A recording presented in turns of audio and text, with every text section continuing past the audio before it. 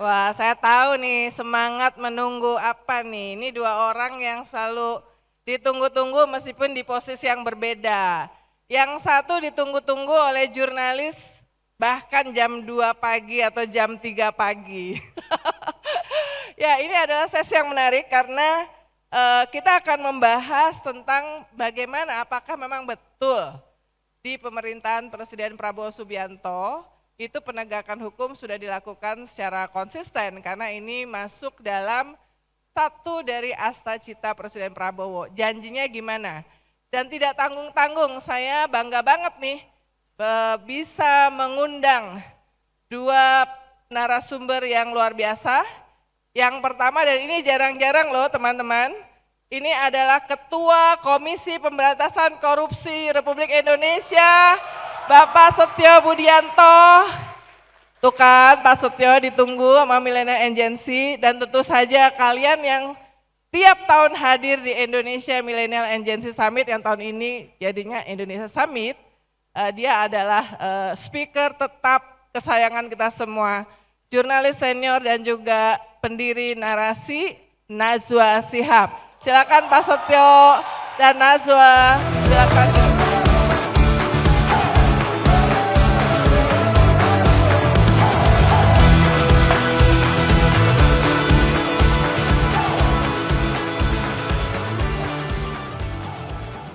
Wah, selamat datang Pak Setio.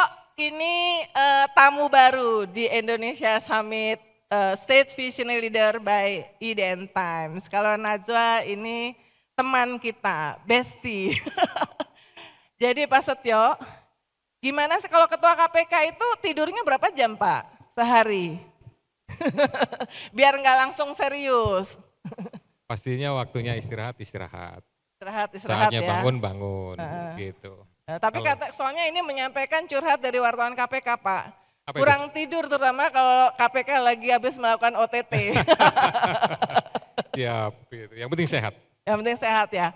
Nah, Pak Setio, jadi tadi saya katakan bahwa Presiden Prabowo itu dimanapun pidato publik selalu mengatakan serius, pemberantasan korupsi, bocor, jangan bocor dan segala macam. Jadi menunjukkan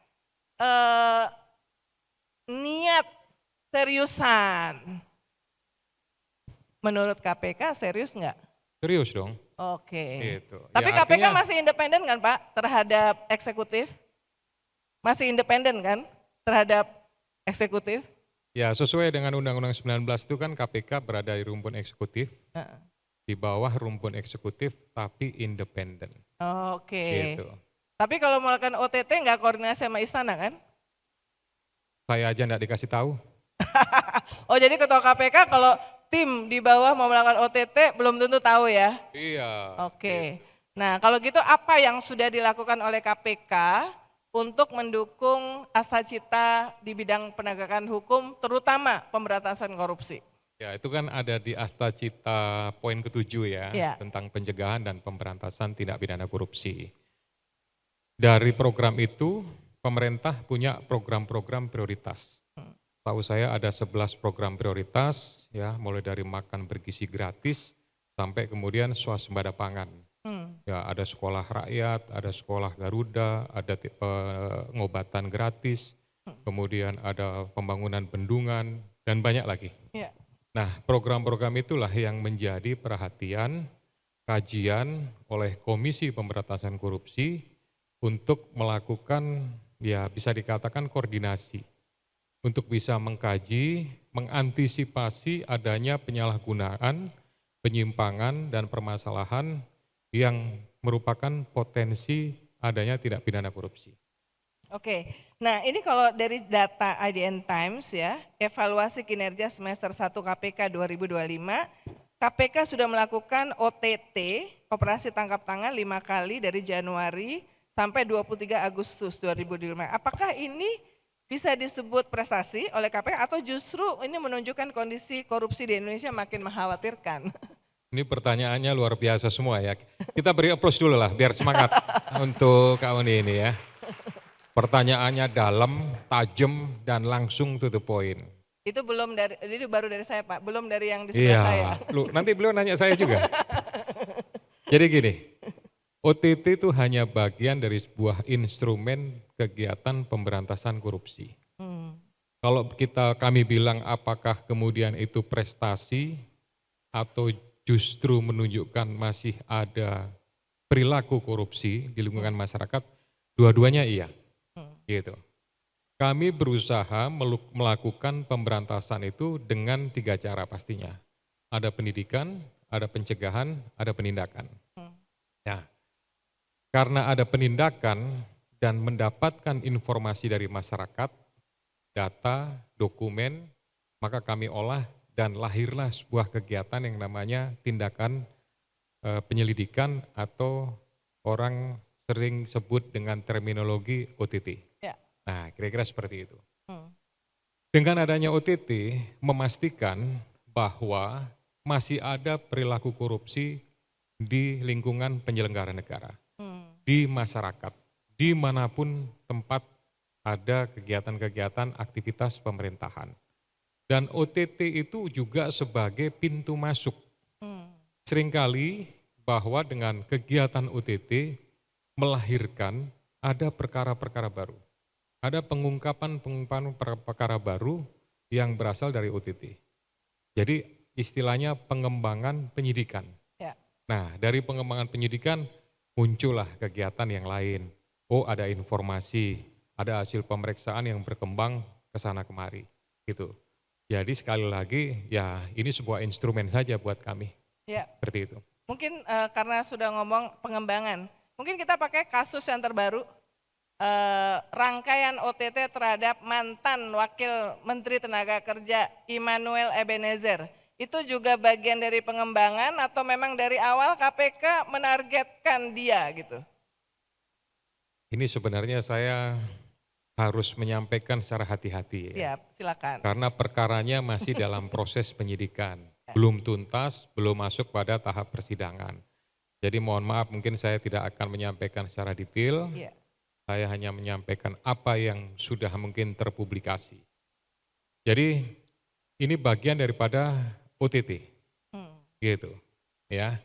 Terlepas kemudian yang bersangkutan menyampaikan saya tidak di OTT, pastinya penyidik bisa membuktikan bahwa ada perbuatan melawan hukum yang dilakukan oleh yang bersangkutan dan bisa dibuktikan secara hukum oleh para penyidik.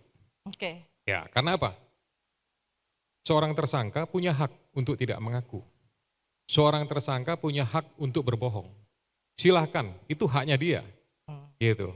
Nah, tugasnya penyidiklah membuktikan ya dengan dokumen, dengan data, dengan barang bukti elektronik, dengan keterangan dari para tersangka yang lain, dengan keterangan saksi yang lain, untuk bisa disatukan, menguatkan bahwa seseorang melakukan sebuah perbuatan pidana. Ya.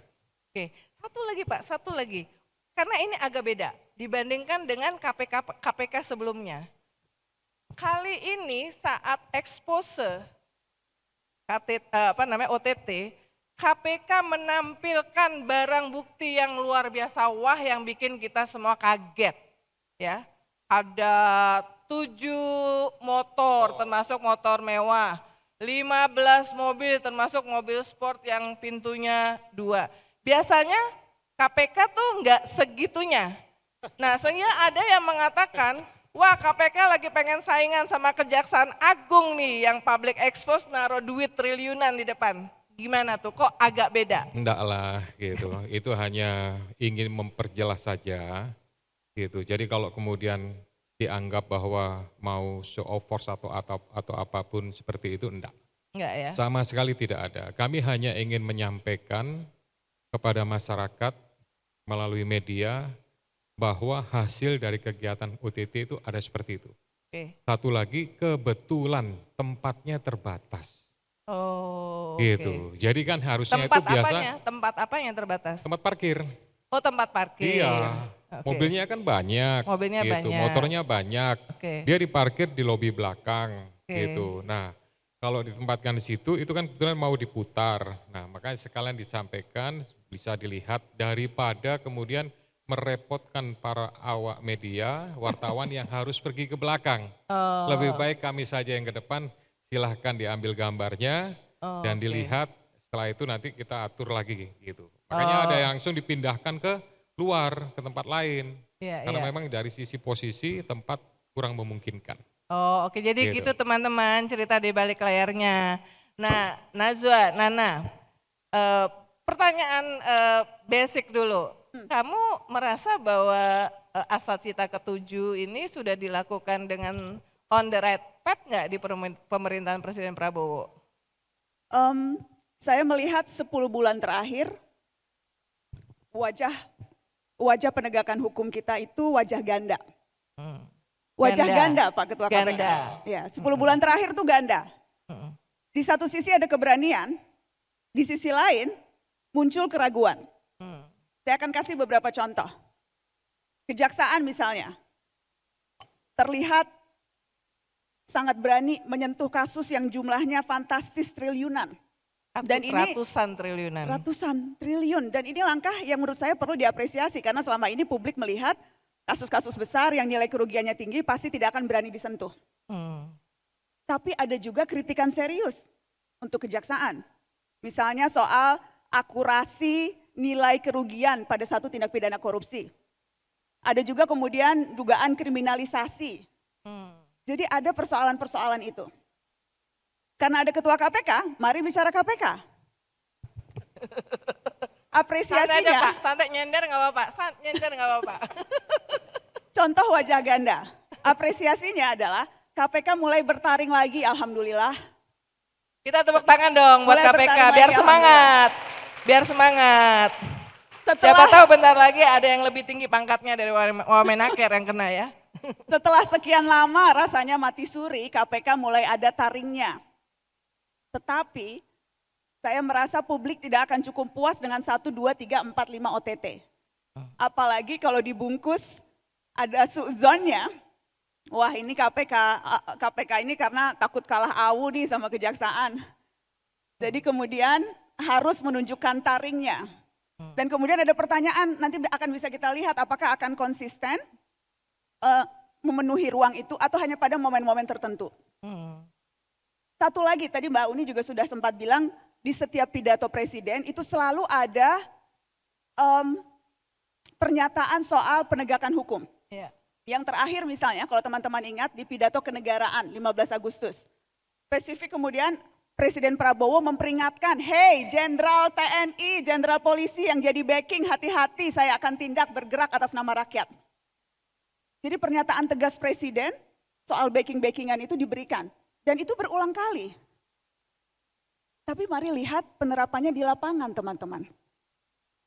Kerap kali backing-backing itu nggak disentuh oleh aparat.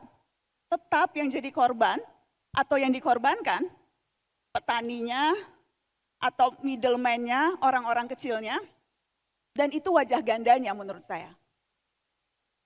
Jadi di satu sisi ya ada pondasi untuk memulai keberanian, presidennya tegas, kejaksaannya berani, KPK-nya mulai bertaring, tapi di sisi lain pekerjaan rumahnya juga masih segudang. Memastikan akurasi, meniadakan kriminalisasi, dan juga meyakinkan publik bahwa hukum itu bisa terkena untuk semua, bukan hanya yang punya kuasa. Tidak tebang pilih. Tidak kemudian lemah terhadap yang punya kuasa atau kepada orang yang punya uang gitu. Jadi wajah ganda, di satu sisi ya bisa bernarik nafas, di sisi lain masih deg-degan kita melihatnya. 10 bulan ini menurut saya seperti itu. Nah, langsung ditanggapi sama Pak Setio nih. Najwa mengatakan masih berwajah ganda. Jadi kita intinya belum yakin saya banget. Saya kira Mbak Nana ini narasumber juga, rupanya penanya juga. Tadi udah kompakan kita. Nah, kayaknya kamu harus bantuin aku ini juga bertanya. Bebas saja, bebas. Ini kalau main bola ada 2-0 ini. Insting wartawan gak bisa hilang. 25 tahun jadi wartawan pasti maunya nanya. Ya, jadi kalau bicara apakah proses penegakan hukum itu wajah ganda, pasti tergantung sudut pandangnya. Bagaimana kita melihat proses penegakan hukum itu dari kacamata mana? Ya, pastinya semua orang boleh memberikan reaksi, memberikan komentar, apakah wajah ganda, apakah tunggal, ataukah bahkan mungkin lebih dari ganda gitu. Ya, itu pasti beda-beda lah masing-masing. Nah, kemudian apakah kemudian KPK ya berkompetisi dengan kejaksaan? Selama ini kami baik-baik saja. Berkoordinasi, melakukan banyak hal, tidak dalam kemudian KPK merasa berkecil hati karena kemudian kejaksaan ada perkara besar, enggak. Di sisi lain KPK tetap berusaha mencari perkara besar, gitu. Tapi kami kan juga punya tunggakan perkara yang berasal dari pimpinan sebelumnya, yang harus kami tuntaskan. Membangun sebuah perkara itu kan tidak dalam waktu yang singkat. Ada cukup proses yang cukup lama untuk bisa menciptakan sebuah kasus atau disebut dengan istilah case building, gitu. Ya, jadi sisi lain tetap menjadi prioritas arahan pimpinan kepada Kedeputian Penindakan untuk berusaha mencari perkara-perkara yang cukup besar. Tapi sebetulnya Mbak Uni dan Pak Ketua KPK, sebetulnya kalau saingan sama kejaksaan juga kita nggak apa-apa sih. Kalau saingannya rame-rame nangkap koruptor ya nggak sih? Iya. Jadi justru kalau jadi malah justru itu bisa jadi kompetisi yang sehat. Siapa yang paling banyak bisa mengungkap perkara korupsi di publik, ya kan? Nerusin itu, jadi sebetulnya misalnya kayak kasus Pertamina yang bongkar adalah kejaksaan dulu ya, padahal kan itu Pitsus ya, korupsi juga. Jadi gimana sih, ada koordinasi atau gimana tuh, kok ada KPK terus kemudian kejaksaan, gimana tuh sebetulnya antara dua ini yang notabene sebenarnya apa secara KPK kecolongan di Pertamina? Ya, semua itu kan awalnya bersumber dari penelusuran aset, penelusuran rekening yang dari PPATK, gitu. Nah, karena dapat, sana dapat, gitu. Tapi karena kami harus membuktikan secara detail, jadi di KPK itu kan proses penyelidikan itu adalah harus membuktikan adanya 2 alat bukti, gitu. Sehingga agak butuh waktu yang mungkin cukup agak lama, gitu. Nah, tapi kemudian kejaksaan sudah mendahului dengan menerbitkan surat perintah penyidikan, ya silakan, nggak ada masalah, gitu. Jadi akhirnya apa yang kami lakukan karena dianggap sudah selesai, sudah ditindak oleh kejaksaanlah yang meneruskan. Gitu. Seperti beberapa kasus yang lain, ada kasus Taspen, ada kasus BRI gitu ya, dan beberapa kasus yang lain kita juga melihat gitu. Bahkan sekarang kasus-kasus yang baru ada kasus haji ya, meskipun belum dirilis, tapi setidaknya media sudah memonitor bahwa ada penanganan kasus haji. Gitu. Najwa, yang menarik yang baru ini kan juga abolisi buat Tom Lembong dan juga amnesti buat Hasto ya. Yang kalau Hasto nih kasusnya di KPK. Gimana kamu ngelihat dua penggunaan hak istimewa presiden ini? Apakah tepat? Dari perspektif hukum ya, kalau politik udah deh kita nggak perlu diskusi. Abolisi amnesti, hak prerogatif presiden, hak istimewa, sah digunakan, dan kalau dalam konteks rekonsiliasi nasional, bisa dipahami ini upaya untuk mengurangi ketegangan politik. Tetapi, yang kemudian banyak disorot juga oleh para aktivis dan masyarakat sipil adalah tidak adanya aturan yang lebih rinci tentang bagaimana menggunakan abolisi dan amnesti itu. Yang terjadi kemudian orang bisa bebas menafsirkan, termasuk yang terjadi ketika mantan wakil menteri yang baru ditangkap Pak Setio, itu pada saat konferensi pers tiba-tiba bilang, Pak Presiden saya minta amnesti gitu. Karena ya itu nggak jelas menjadi presiden jadinya ya, merasa. Tiba-tiba minta amnesti aja gitu pertama baru habis ditangkap. Padahal jelas sikap Presiden Prabowo langsung memberhentikan yang bersangkutan, dan istana pun sudah bilang tidak akan cawe-cawe dalam urusan KPK. Cuma kan ini kemudian memang akhirnya wajar orang jadi, wah apakah memang bisa semudah itu minta amnesti, apakah bisa semudah itu dapat hak keistimewaan yang hanya dimiliki oleh presiden itu. Jadi memang menurut saya penting untuk ada aturan-aturan lain yang lebih jelas, lebih transparan, sehingga kemudian tidak ada muncul kecurigaan publik terhadap sesuatu yang seharusnya tidak terjadi. Apakah dalam bentuk aturan undang-undang atau apapun itu. Karena sebetulnya kalau lihat data, kalau nggak salah tuh waktu itu Menteri Hukum Pak Supratman yang waktu itu diwawancarain Mbak Uni, yang dapat amnesti itu bukan cuma Pak Hasto, Sekjen PDI Perjuangan, ada 1.700-an. 1.100-an orang dapat Ya, amnesti. 1.178. Yang kemudian kan juga wajar publik, oke, kenapa nih mereka dapat amnesti? Apa aturannya? Kenapa dan sebagainya? Biasanya itu untuk yang kasus yang berkaitan dengan hak asasi manusia, kemanusiaan, Ya, ya tidak kasus sesuatu, korupsi dan ya. sesuatu yang sebetulnya bisa saja dijelaskan, asal Ya. jelas. Menurut saya tuh masyarakat asal itu transparan, disampaikan, akan sangat mudah bisa diterima oleh publik. Ya. Menurut Gimana saya itu.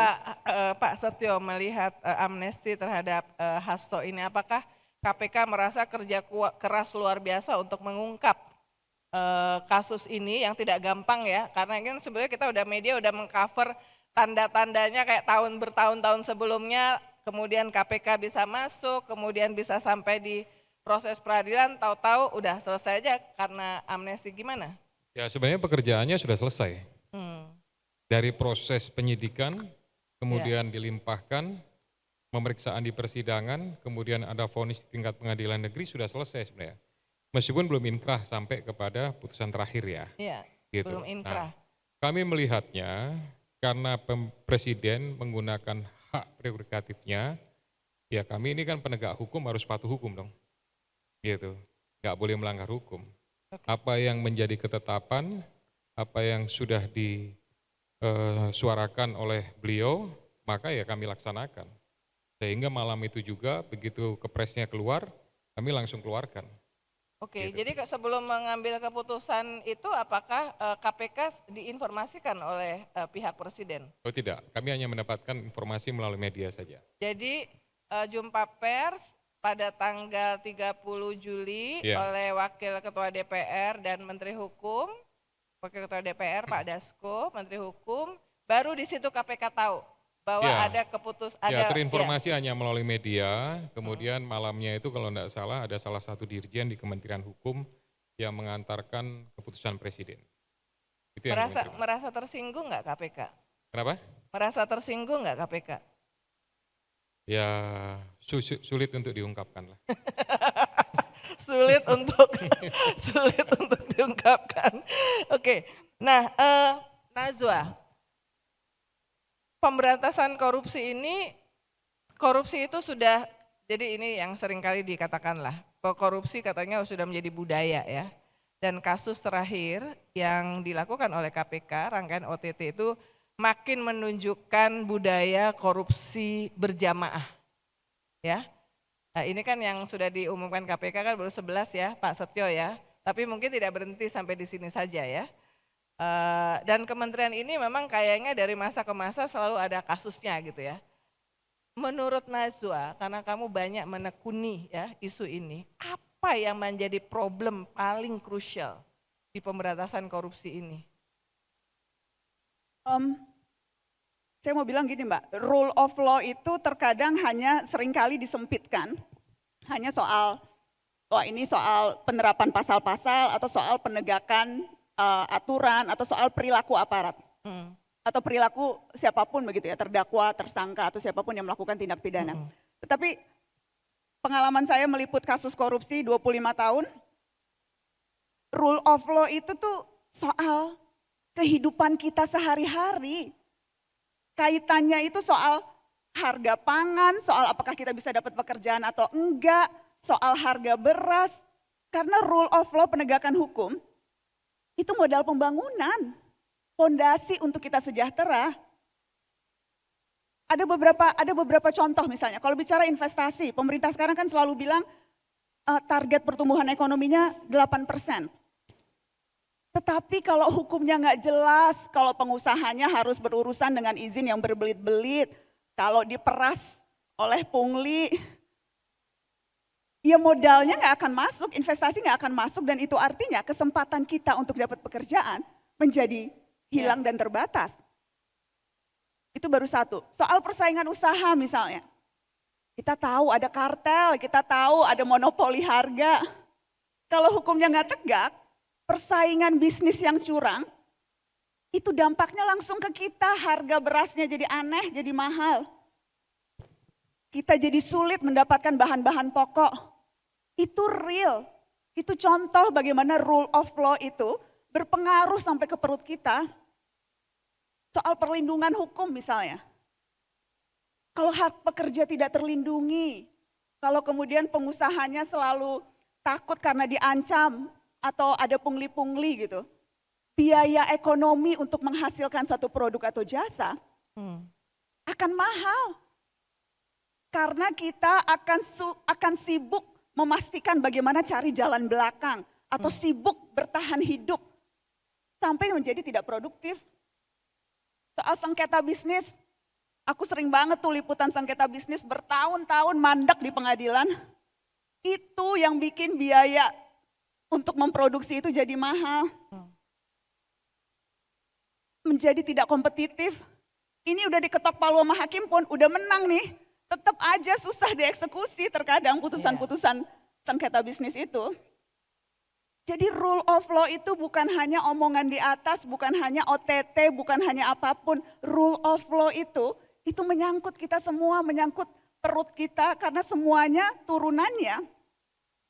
Bagaimana kita bisa hidup lebih tenang, bekerja lebih tenang, dan biaya hidup yang kita keluarkan, itu nilai ekonomisnya masuk akal. Tidak menjadi sangat tinggi karena beban-beban rule of law yang tidak bisa ditegakkan oleh aparat. Oke. So this is very real very menurut saya. complicated ya, tidak hanya ke satu, kedua, like katanya it takes a village ya untuk semua itu, dan tentu saja kesadaran dari masyarakat itu juga penting ya terhadap pemberantasan korupsi. Saya ingin ke Pak Setio, apa sih ukuran keberhasilan KPK ini menurut menurut KPK, ukuran keberhasilan apakah jumlah OTT, apakah indeks persepsi korupsi yang naik, atau apa sebetulnya menjadi ukuran keberhasilan itu? Ya baik, terima kasih Kak Oni. Sebenarnya saya mau mengomentari sedikit tentang, silakan. Tadi Kak Oni nyebutkan tentang budaya. Seolah-olah ini sudah menjadi budaya tentang atau ya perilaku korupsinya udah luar biasa lah. Saya mungkin agak sedikit keberatan kalau kita sebut sebagai budaya. Kasihan para milenia dan generasi ini yang generasi Z ini yang kemudian seolah-olah berada di lingkungan yang memang budayanya melakukan korupsi. Karena korupsi ini sebenarnya perilaku, tabiat, mental sebenarnya yang kena itu. Mereka adalah orang-orang ya yang kemudian melakukan penyimpangan, penyalahgunaan jabatan kekuasaannya untuk keuntungan diri sendiri atau kelompoknya. Gitu. Kalau kita bicara integritas, saya yakin masih banyak orang yang memiliki integritas. Cuma sayangnya orang-orang yang berintegritas ini justru disingkirkan, justru tidak dipakai. Dianggapnya bahwa ini adalah orang yang aneh, orang yang tidak bisa beradaptasi dengan lingkungan. Padahal seharusnya orang-orang seperti itulah yang kemudian dipakai sebagai alat untuk mempengaruhi lingkungannya. Gitu. Nah, yang terjadi adalah terbalik, ya. Akhirnya yang terjadi kesannya bahwa di tempat kita ini, kita ngelempar batu saja, itu ada kesempatan untuk melakukan tindak pidana korupsi. Tapi kita juga melempar batu, di situ juga ada orang yang berintegritas. Ya, tapi karena tidak mendapatkan porsi, akhirnya dia merasa bahwa bolehlah dikasih tempat. Tapi kemudian karena dianggap tidak bisa menyesuaikan dengan keinginan pimpinan, atasan, atau mungkin siapapun, akhirnya dipindahkan. Dikasih lagi jabatan-jabatan yang urusannya hanya urusan-urusan administrasi. Jadi ini memindahkan masalah ya? Iya, sebenarnya seperti itu. Ya, makanya saya yakin sebenarnya kalau kita bicara budaya, kasihan, sayang kepada anak-anak kita yang masih energik, yang masih memiliki semangat menghadapi Indonesia Emas 2045. Ya. Ini sisa 20 tahun lagi loh Indonesia Emas itu. Gitu. Nah, saya yakin kalau anak-anak ini semua punya semangat, punya keyakinan, nggak perlu harus menunggu 2045. Mungkin 2040 bisa. Dengan keyakinan, dengan ketegasan, dengan sesuatu yang merupakan sebuah transformasi atau perubahan, saya yakin itu bisa. Gitu. Kenapa nggak bisa? Tempat lain bisa kok. Nah, kemudian dari sisi ukuran, bagaimana kita melihat sebuah keberhasilan? Ya, bicara soal IPK, ibarat kata KPK itu selalu menjadi sasaran tembak. Bisa minta tolong ditampilkan slide-nya IPK ya. dari slide ini. IPK. Ya. Slide IPK silakan ditampilkan. Nah ini. Nah, ini. Kita melihat bagaimana indeks persepsi korupsi itu posisinya 2024 di angka 37 dari 100, 99 dari 180 negara. Yang tidak pernah dipahami, bahkan mohon maaf dimengerti, bahkan mungkin berusaha untuk sekedar mendengar saja, bahwa IPK itu ada 9 indikator. Dan indikator itu bukan satu-satunya penegakan hukum. Banyak hal. Yang pertama, risiko politik, ekonomi, dan keuangan. Kondisi politik sangat berpengaruh. Ya, ada penurunan dari angka 47 ke 32. Gitu.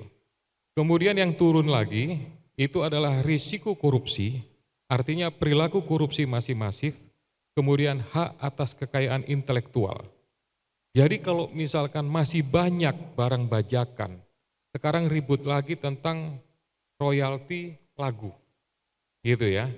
Nah, kemudian kualitas SDM dan faktor sistemik negara, artinya kebebasan untuk ASN, transparansi buat pemerintahan dan sebagainya, itu kalau nggak diperbaiki, maka angka itu juga berpengaruh. Semakin dia turun, maka nilai daripada IPK juga turun.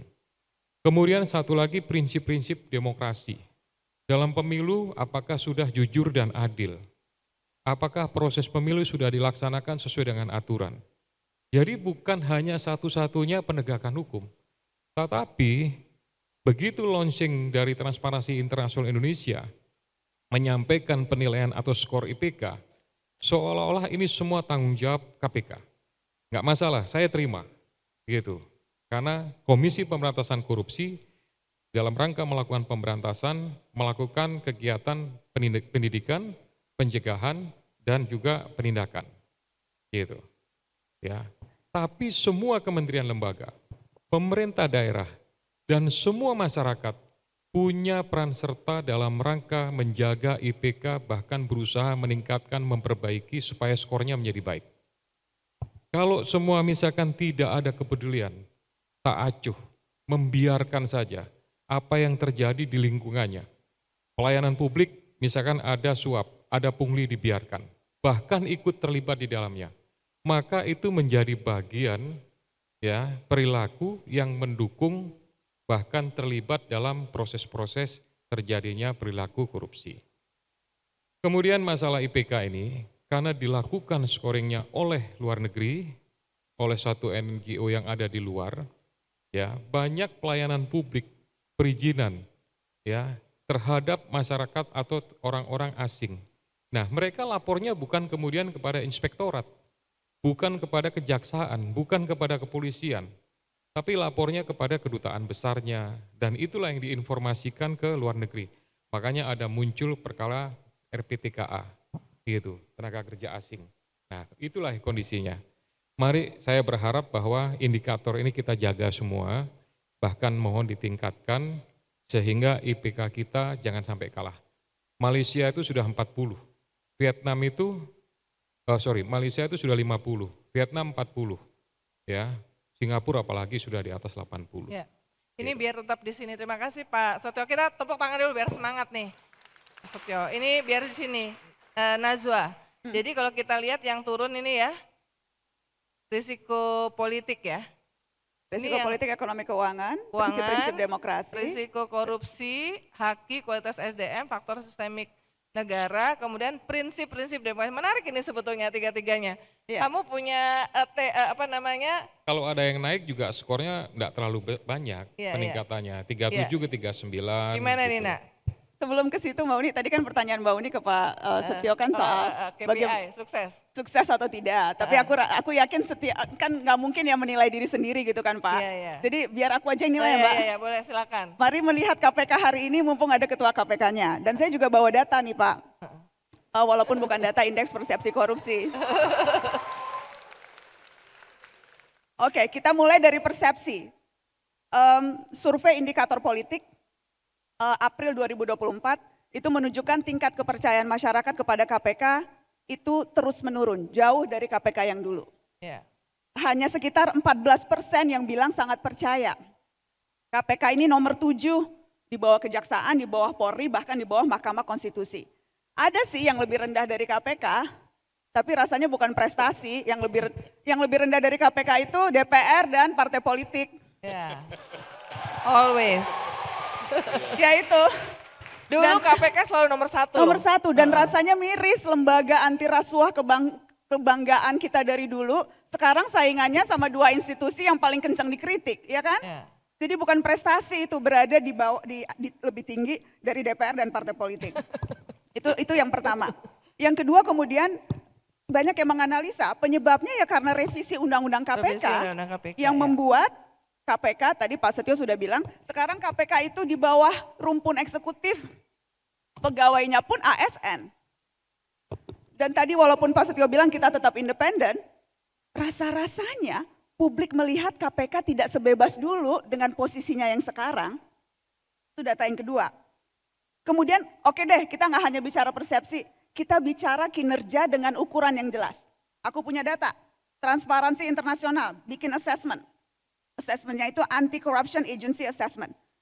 Mencatat indikator independensi KPK dulu di atas 80%. Sekarang tebak berapa? 20-an% di bawah 30%. Penindakan pun melemah. Jadi bukan hanya persepsi, data menunjukkan ada penurunan kinerja KPK. Faktor lain yang juga harus disebut kepemimpinan. Periode sebelumnya banyak bikin kita makan hati. Mohon maaf nih Pak, periode sebelumnya pimpinan yang terjerat kasus etik, bahkan salah satu pimpinannya kita sebut saja. Firly, ya. Banyak yang terlibat kasus etik dan aku mau nyebut nih namanya. Ada satu yang jadi tersangka sampai sekarang juga belum jelas, Firly Bahurli, yang dulu ketua KPK. Yeah. Tapi harus dibilang jelas, itu periode lalu. Yeah. Itu problem periode lalu. Tetapi ini kan tentunya membawa baggage ke pemimpinan yang sekarang. Beban nih pemimpin baru kerja dengan embel-embel kepercayaan publik yang tergerus karena apa yang terjadi di periode sebelumnya. Yeah. Dan yang juga penting menurut saya merasa publik tidak lagi merasa seleluasa dulu Pak untuk ngawal KPK. Iman kepercayaan kita pada KPK tuh kayaknya tergerus hari-hari ini. Dulu kita ikut, Pak Setio, dulu kita ikut ini loh di depan, demo di depan kantor ya? KPK mengawal Cicak KPK buaya. Ya. Mbak Uni, aku tuh jadi wartawan KPK bahkan ketika belum ada KPK Pak. Dulu namanya masih KPKPN, Komisi Pemeriksa Kekayaan Penyelenggara Negara. Belum ada KPK, gue udah jadi reporter KPK. Setia banget di KPK. Paling depan membela KPK. Patah hati aku sekarang Pak. Patah hati. Dan menurut saya patah hati tidak ada obatnya Pak. Asal tahu aja. Ya, to be fair, memang tidak bisa ditimpakan kepada ketua KPK periode yang sekarang baru kerja. Tapi bolehlah kita sampaikan, karena menurut saya legitimasi KPK ya akan didapatkan lewat berbagai kerja-kerja nyata KPK, lewat OTT, tidak tebang pilih kasus dan sebagainya. Tapi terutama karena dukungan publik. Betul. Dan itu yang rasa-rasanya berbeda hari-hari ini. Jadi PR berat Pak Ketua yang baru adalah... Kalau gitu jangan dulu, hak jawab dulu Pak Setio silakan hak jawab ya, atas jadi, apa yang menjadi bagaimana caranya kegundahan. Memulihkan kepercayaan. Patah hati kita Pak. Aku tuh sampai kalau diundang KPK kemarin-kemarin, dulu tuh paling rajin diundang dan selalu mau datang. Cuma jujur setiap kali diundang KPK sekarang aku nggak mau datang Pak. Jadi tolong pulihkan rasa patah hati kami Pak. Ya, silakan Pak Setio. Kami paham sekali situasi itu ya, artinya suasana kebatinan ini kan. Meskipun bahasanya ya pimpinan 2024-2029 ini terdampak gitu. Karena apa yang terjadi sebelumnya kemudian kebawa-bawa sampai dengan saat ini. Nah, oleh karena itu ya dengan segala upaya, dengan segala daya kami lakukan berusaha untuk meningkatkan kinerja KPK. Soal persepsi, soal kepercayaan, banyak hal lah gitu termasuk penindakan. Kemudian tadi disampaikan soal Undang-Undang 19 yang dianggap melemahkan karena posisinya berada di rumpun eksekutif, tapi statusnya tetap independen. Kalau dari sisi kewenangan, Mbak Nana, saya jamin nggak ada perubahan. Tapi meskipun banyak hal juga terdampak. Iya, kalau soal undang-undang itu, revisi undang-undang 19 2019 itu pasti ada pengaruhnya. Kami kehilangan 57 orang Dan itu sebagian besar adalah mantan penyidik saya pada saat saya direktur penyidikan. Gitu. Kemudian dari sisi ya ada gaji yang berubah, yang berbeda, pendapatan, terutama untuk para CPNS, untuk pegawai negeri yang dipekerjakan, yang bersumber dari kejaksaan, yang bersumber dari kepolisian, yang baru masuk, itu juga perlakuannya sedikit berbeda. Dan beberapa hal lain. Tapi kalau soal kewenangan di pasal 6 itu, dari mulai koordinasi, pencegahan, penindakan, sampai dengan eksekusi, itu nggak ada perubahan sebenarnya. Gitu. Jadi kami berpegang soal itu. Kemudian dari sisi independen, gitu, ya kami ini nggak pernah kemudian OTT harus lapor, apa enggak? Nggak pernah. Hal-hal seperti itu justru kami hindari. Ya, karena merupakan kepercayaan. Kami harus bisa memberikan keyakinan kepada para pelaksana di lapangan untuk melaksanakan tugas itu. Jadi kami biarkan aja melaksanakan tugas itu sampai tuntas. Setelah tuntas baru kami tanya, apa yang terjadi? Nah, baru kami dapatkan informasi, oh ini silakan lanjutkan. Prinsipnya yang penting bahwa secara pembuktian itu cukup, maka proses silakan dilanjut.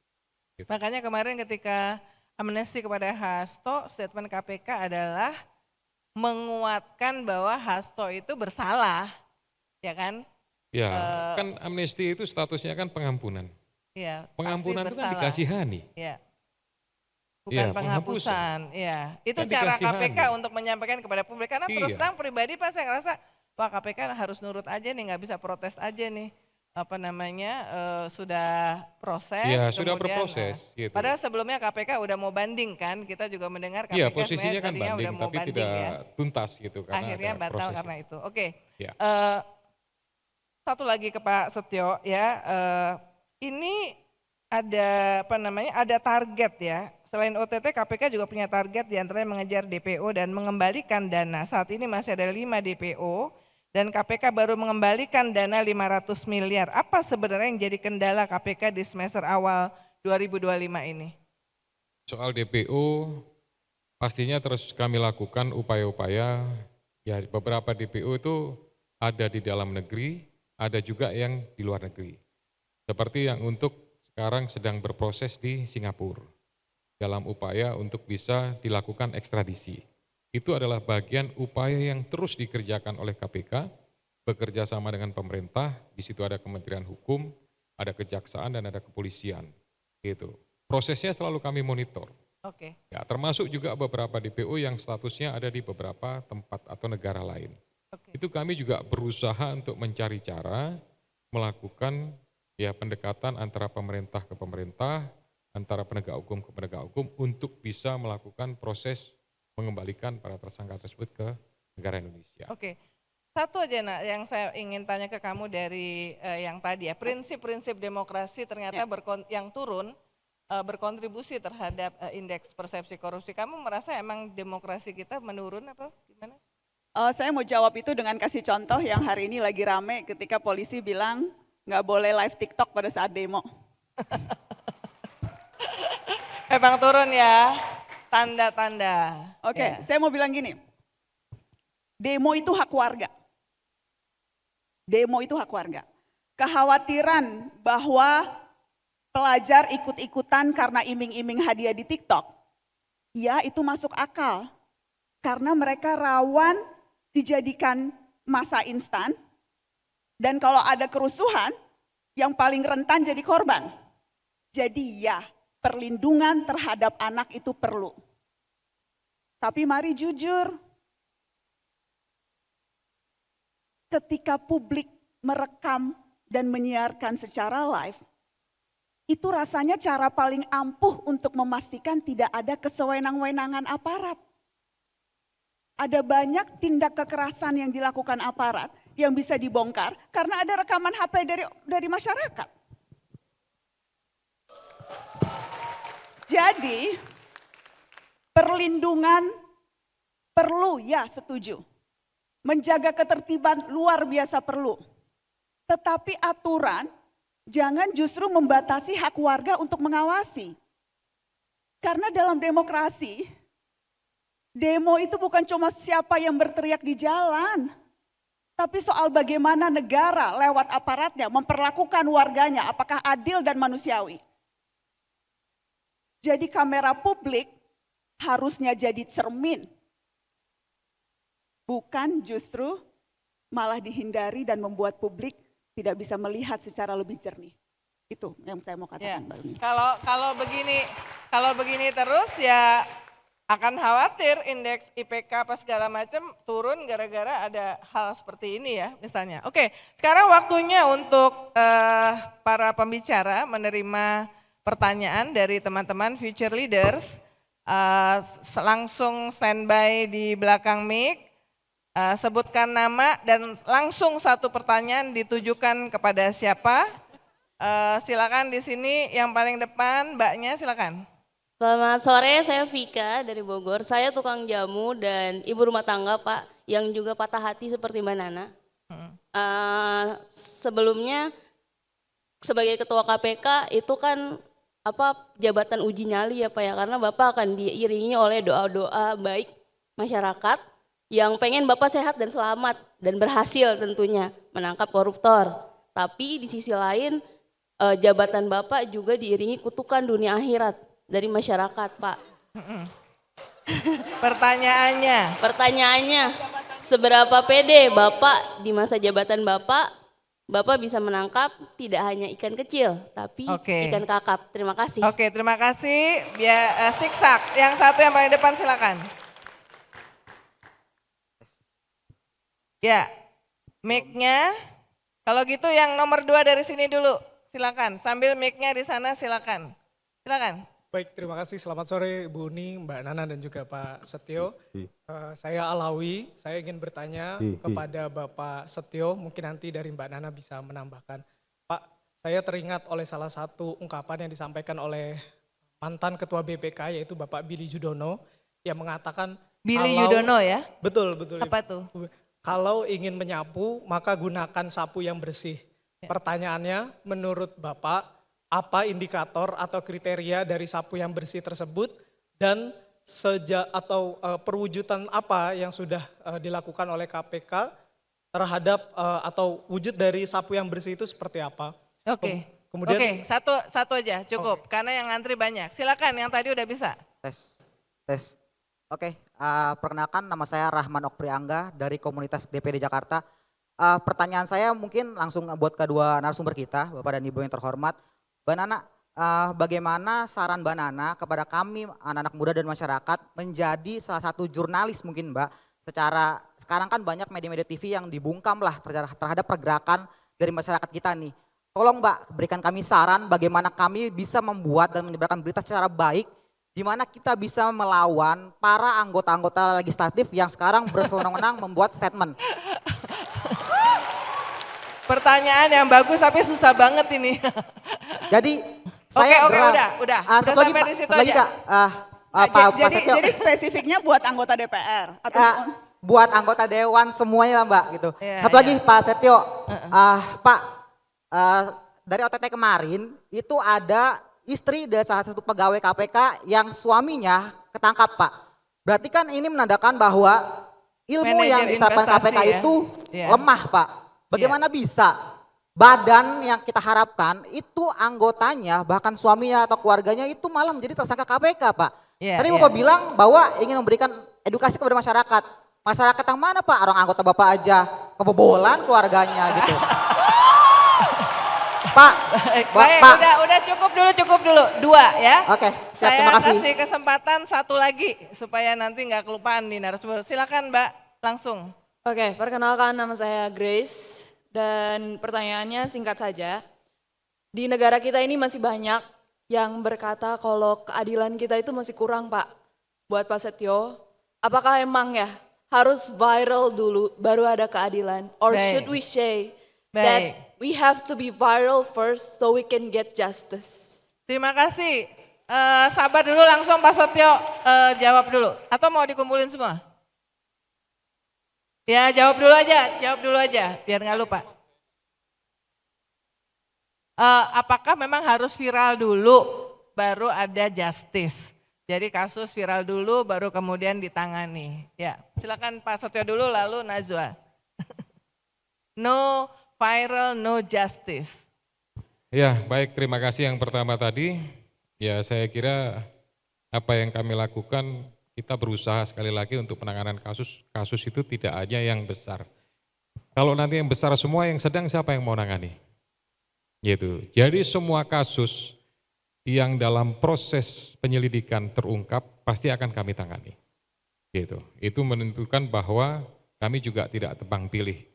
Nah, terhadap kasus-kasus yang kecil bisa saja kami limpahkan kepada penegak hukum yang lain.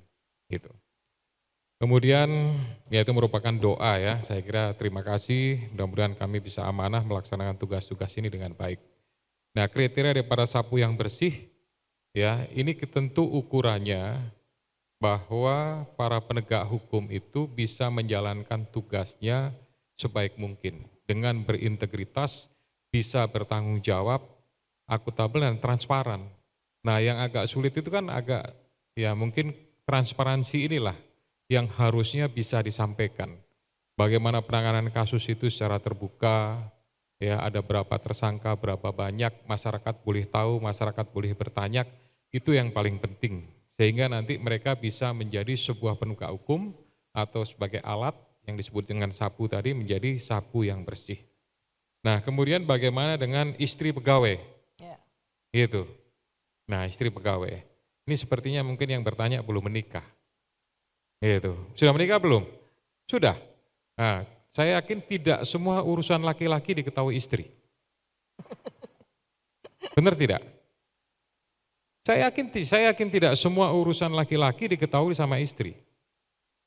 Istri pasti melihat bahwa suaminya punya pekerjaan, punya perusahaan, dan melakukan hal-hal yang baik. Tidak mungkin dia menyampaikan hal-hal yang negatif. Kemudian, ya, kami sudah melakukan pengecekan, itu keterlibatan dari seorang istri tidak ada. Cuma kebetulan saja salah satu tersangka, istrinya adalah pegawai KPK. Tapi keterlibatannya tidak ada, ya, dan pemeriksaan yang mengarah kepada istri dari para tersangka tersebut juga tidak ada. Kami nggak mungkin dong memaksakan, terus kemudian karena istrinya nggak terlibat, nggak tahu, kita anggap sebagai sebuah seorang istri yang mungkin tidak mengingatkan apa semuanya, ya karena tidak juga semuanya terinformasi.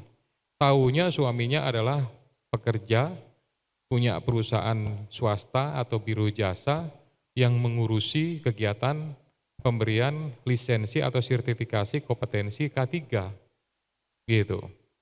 Nah, makanya begitu kena, ya kami berusaha mencari tahu juga. Tapi begitu kemudian tidak mendapatkan informasi adanya keterlibatan, tentu kita putus. Tidak ada lagi kaitan dengan istrinya. Gitu ya. Ya, saya kira itu. Kemudian yang terakhir tadi. No viral, no justice. No viral, no justice, ya. Ya, saya kira tidak seperti itulah. Gitu. Penanganan tindak pidana korupsi itu diawali dengan informasi.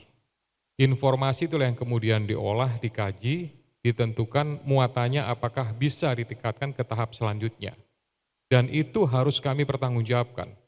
Banyak masukan informasi, baik melalui itu yang langsung datang, melalui online dan lain-lain, semuanya pasti direspon. Dan itu ditentukan.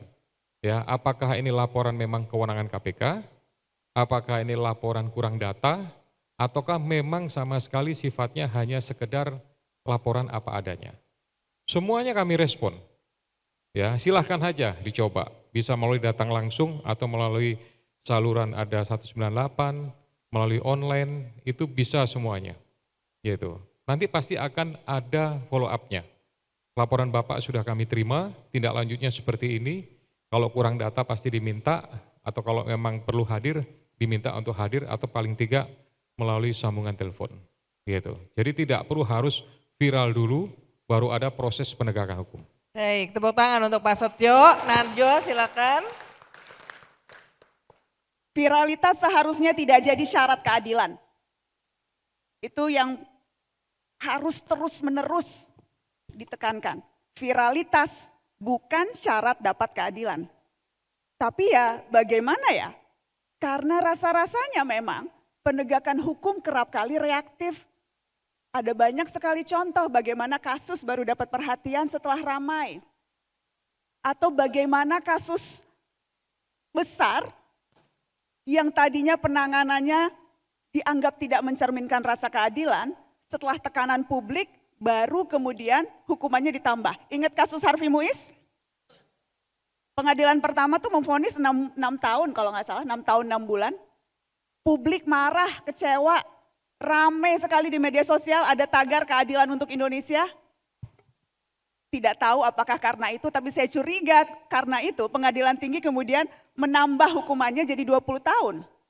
Uang penggantinya jadi 400-an miliar. Jadi ya wajar, dan itu baru satu contoh kan. Ada banyak sekali contoh ketika itu ramai mendapat tekanan publik, keadaannya, situasinya, pendekatannya, perlakuannya menjadi berubah. Jadi ya, kalau ada kecurigaan bahwa penegakan hukum kita reaktif, itu sesuatu yang bisa dimaklumi karena ada begitu banyak contoh bagaimana hari-hari ini di negeri ini itulah pendekatan yang dilakukan. Saya tadi mau menjawab, pertanyaannya apa yang bisa dilakukan anak muda begitu kan? Banyak adik, dan aku udah bikin catatan. Yang pertama, berani peduli dan kritis. Kawal rancangan undang-undang kitab hukum acara pidana. Itu undang-undang yang mengatur semua dari kita akan terkena setiap sendi dari kehidupan kita. RUU KUHAP itu akan jadi peta bagaimana kalau kita berurusan dengan hukum. Ketika kita diperiksa, ditangkap, sampai kemudian dipenjara, dan semua dari kita berpotensi berurusan dengan hukum. Jadi yang itu, kawal RUU KUHAP, itu yang sekarang sedang berlangsung. Dan menurut saya memang tidak perlu jadi ahli hukum, asal tadi kesadaran penuh bahwa aturan hukum itu berpengaruh di setiap sendi kehidupan kita, mengatur semua cara kita menjadi manusia, mengatur harga makanan, berpengaruh kepada bagaimana kita berekspresi, jadi semuanya itu bisa berpengaruh. Yang kedua menurut saya yang bisa dilakukan, gunakan media sosial untuk kontrol. Dokumentasi, posting, atau ikut menyuarakan ketidakadilan, itu bisa memberikan tekanan terutama ke pejabat publik. Yang terjadi hari-hari ini ketika publik marah, ketika tahu tunjangan anggota DPR untuk dapat rumah 50 juta, tekanan publik yang diberikan sedemikian besar, dan kemudian ada penjelasan 50 jutanya akan selesai di Oktober ini, November tidak akan dapat 50 juta lagi. Jadi speak up itu penting ya? Karena beberapa kali tekanan itu terbukti bisa mengubah kebijakan. Ada banyak contoh. Jadi jangan ragu untuk menggunakan apa yang kerap kali kita lakukan di sini untuk memberikan tekanan. Yang kedua juga ada yang juga konkret, terlibat komunitas, terlibat advokasi. Ada banyak LSM, banyak klinik hukum, itu membuka ruang bagi mahasiswa untuk partisipasi. Anak muda juga bisa bantu edukasi hukum sederhana ke masyarakat yang rentan. Ini real, konkret bisa dilakukan. Dan yang juga gak kalah penting menurutku, membangun integritas sejak dini. Kita kerap kali menuntut ke orang lain, tapi lupa apa yang bisa kita lakukan sendiri. Mengukur integritas itu bukan hanya integritasnya ketua KPK, bukan hanya integritasnya pejabat-pejabat publik, kita sering kencang kepada ketua DPR, tetapi apakah kemudian kita ikut menormalisasi berbagai ketidakwajaran, ikut kasih pungli, ikut nyuap, atau pakai ChatGPT untuk jawab pertanyaan gitu misalnya. Nggak apa-apa untuk ngasih ide, tapi kemudian orisinalitas jawaban itu juga penting. Jadi membangun budaya integritas sejak dini itu juga penting, terutama untuk anak-anak muda yang idealismenya masih tinggi. Ingat apa kata Tan Malaka, idealisme satu-satunya kemewahan yang dimiliki pemuda, rawat dan jaga itu. Itu real, itu konkret, itu bisa dilakukan. Ya, soalnya jangan sampai jadi anak muda kayak mantan Wamenaker ya. Saya minta ekstra 5 menit buat panitia, karena saya lihat tadi udah berdiri lama, jadi 2 pertanyaan saja, yang satu dan yang satu di sana. Yang lain boleh duduk ya, maaf. Ini udah ekstra, silakan langsung.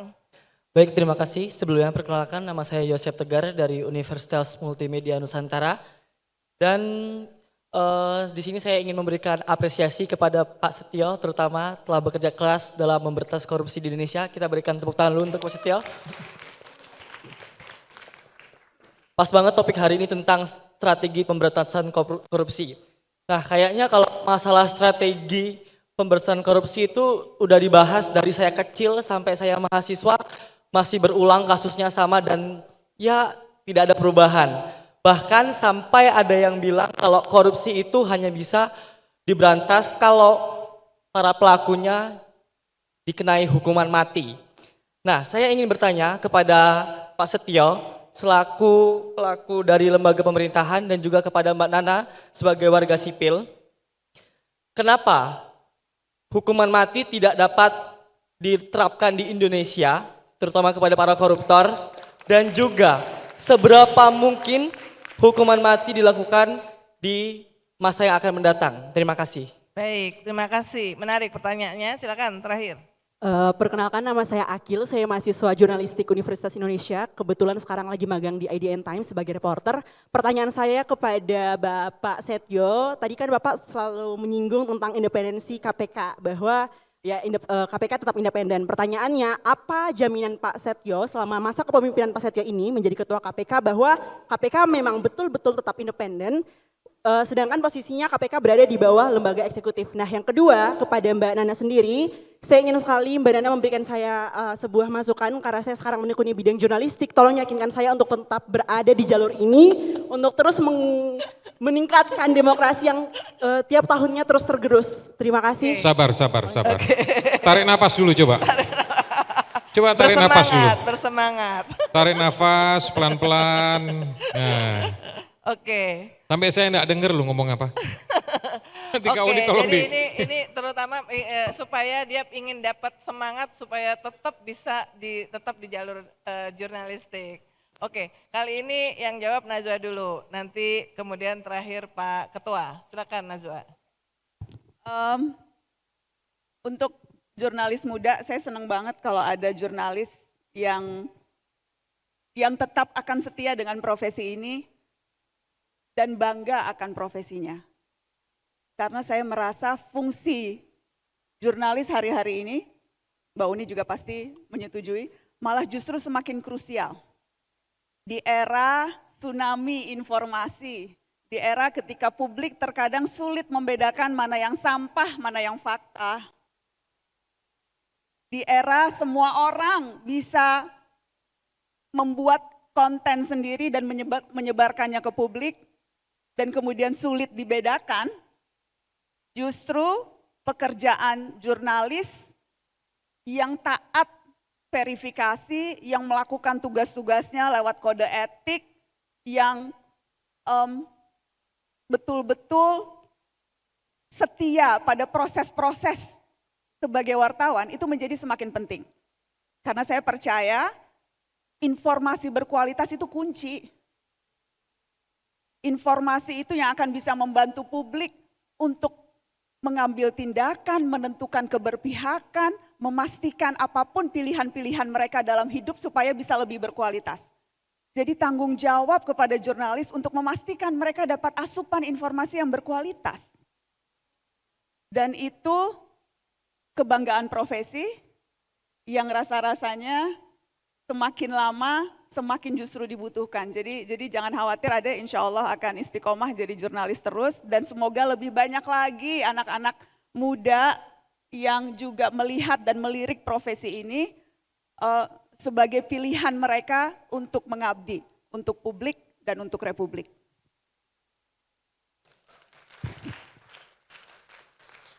Pak Setio silakan. Ya baik, terima kasih. Saya respon dulu yang pertama ya. Kita urusan hukuman mati nih. Hukuman mati harusnya tanyanya jangan sama saya nih. Karena itu kewenangan dari majelis hakim gitu ya. Kami itu mengajukan saja gitu terhadap proses penegakan hukum. Kemudian melakukan tuntutan. Nah, tuntutan itu diajukan ada aturannya.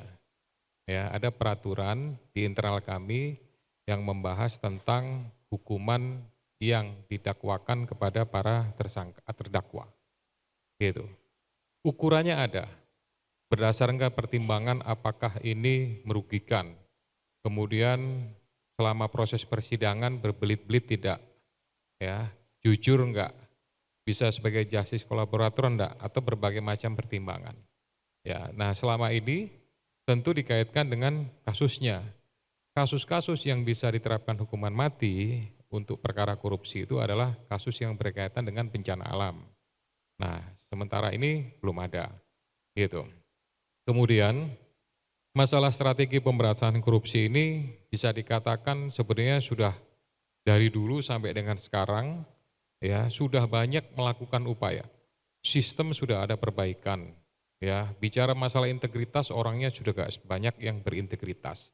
Nah, tinggal bagaimana kita menerapkan aturan ini yang menurut saya sudah tidak sesuai dengan zamannya. Undang-undang tindak pidana korupsi yang tahun 2001 itu menurut saya sudah harus dirubah. Perubahannya ada dasarnya yaitu ANKEK, gitu. ANKEK itu sudah diratifikasi dengan Undang-Undang Nomor 7 Tahun 2006. Tapi beberapa artikel yang ada dalam ANKEK tersebut antara lain ada trading in influence, ada foreign bribery, ada suap di sektor swasta, ada illicit enrichment. Itu belum masuk. Nah, ini nanti bisa dikaitkan dengan undang-undang perampasan aset, bisa dikaitkan dengan undang-undang pembatasan uang kartal. Kalau itu diterapkan semuanya, saya yakin akan ada perubahan perilaku terhadap anti korupsi. Saya yakin itu serta-merta. Nah, tapi sekali lagi karena undang-undangnya masih lama, banyak hal yang belum dicantumkan, maka ya kondisinya seperti itu. Kemudian tadi yang kedua apa Kak Uni? Yang dari sayap kiri tadi yang ngomongnya penuh dengan semangat. Itu agak nggak terlalu dengar tadi soalnya. Jaminan KPK independen ya? Oh ya, jaminan KPK independen. Iya. Jaminan KPK independen, gitu.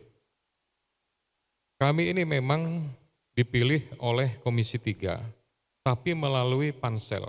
Dan pansel itu perwakilan dari beberapa pihak yang melalui ada tahapan-tahapan dengan mendengarkan suara masyarakat. Jadi hanya prosesnya saja. Nah, kemudian dari sisi independensi, gitu, pegawai KPK itu, ya, statusnya memang ASN, tapi dari sisi kinerja, dari sisi operasional, aktivitas, kegiatan di kantor itu mereka tetap independen. Mereka menjaga integritas, apalagi di situ ada dewan pengawas, ada inspektorat. Ya, menurut saya satu-satunya lembaga yang pengawasnya itu double. Kementerian itu rata-rata hanya inspektorat saja. Ya, mungkin dari perbankan hanya kepatuhan saja. Tapi di KPK ada dewan pengawas yang setiap saat melakukan pengawasan, mengecek kinerja, ya, kemudian juga mendalami tentang operasional, bahkan masuk juga terhadap hal-hal yang berkaitan dengan teknis, gitu. Jadi dengan kondisi seperti itu, maka seluruh pegawai KPK itu akan selalu merasa terawasi, bukan hanya dari luar, tapi dari dalam internal pun merasa saling mengawasi untuk menjaga supaya integritas dan kredibilitasnya tetap independen.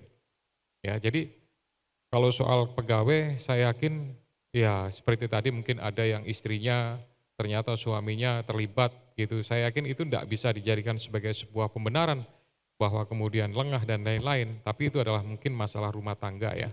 Tapi dari sisi integritas untuk independensi, saya masih menganggap bahwa seluruh pegawai KPK masih independen. Baik. Demikian. Jadi di jawaban bagian akhir dari kedua pembicara kita sebenarnya ada friendly reminder ya bahwa kita semua perlu mengawasi, mengawal betul, bahkan mungkin mendorong seperti rancangan undang-undang perampasan aset ya, yang juga menjadi tema daripada demonstrasi mahasiswa dalam beberapa kali itu mesti kita dukung dan kita dorong karena ini mungkin bisa yang sangat bisa diharapkan memberikan efek jera ya. Misalnya kemudian tadi RUU KU hukum acara ya, itu juga penting karena menyangkut hidup kita. sayang sekali saya tahu kalian banyak sekali pengen ketemu dan memang nggak gampang juga mengundang Ketua KPK ke acara seperti ini. Jadi sekali lagi kita berikan tepuk tangan kepada kedua pembicara dan menyemangati